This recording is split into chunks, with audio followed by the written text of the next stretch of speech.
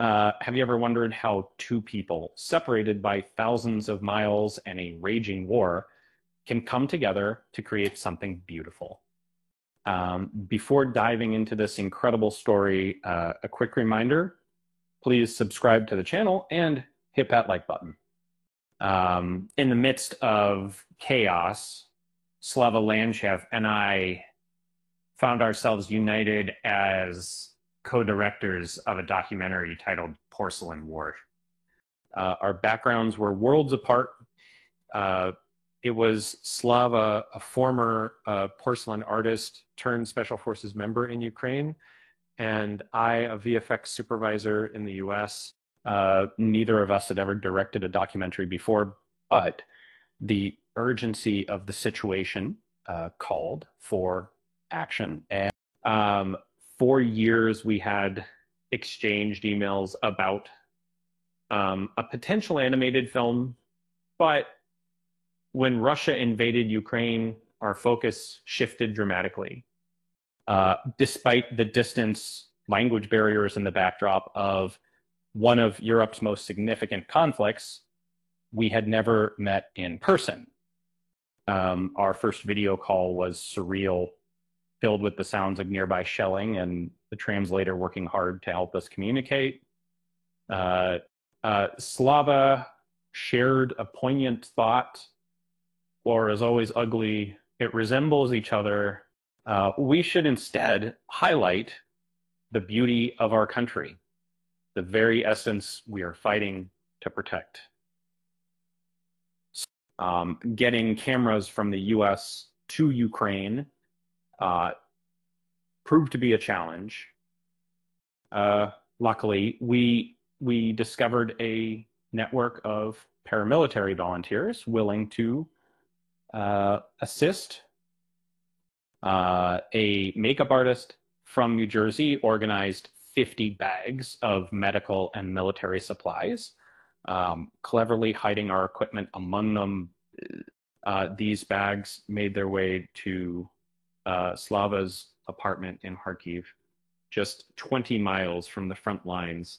We aimed to tell the story of Ukraine's conflict through the eyes of its civilians, seeking personal touch.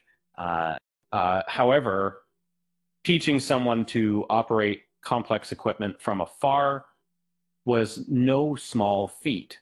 Back in Los Angeles, I had the same camera setup as Slava.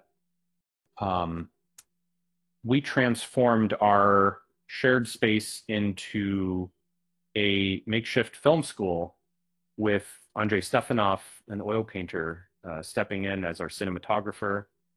As artists, we connected over composition, lighting, and color, turning the camera into just another tool in our creative toolkit. We exchanged drawings, sketches, and photos, discovering a shared love for movies, books, and music.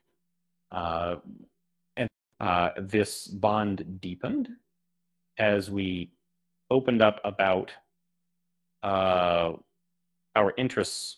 In a typical film production, you shoot first, then edit at top. But given the urgency of the situation, we decided to combine shooting and editing to share our story as quickly as possible. And that Slava and I collaborated daily via Zoom with our team spread across 4 continents. Tasks like translations and editing happened around the clock, while artists in Poland worked on animated sequences that depicted Slava and his wife Anya's journey. After 21 months of hard work, we received the thrilling news that Porcelain War was selected for the Sundance Film Festival. The excitement was palpable, especially when Slava, Anya, Frodo, the dog, Andre, and his family were granted special visas to attend. And finally, we would celebrate our success together in person. When we landed in Salt Lake City for the Sundance premiere, it was our first face-to-face meeting, and I could be sitting in Not to Be American. And what's the first step of that time to offer in 1970 is that.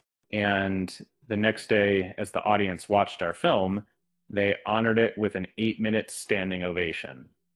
A powerful tribute not just to Ukraine, but to the art that we had created together, we can made as the government that we can early migrant in the tribute.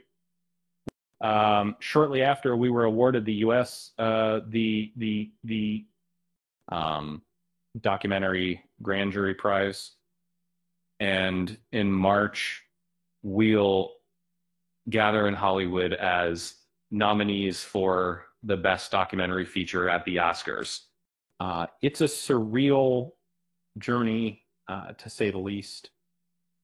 And remember, if you ever feel like your life is a mess, just think of us trying to film a documentary during a war. At least your problems might not be that complicated. With that said, thanks for watching, and until next time,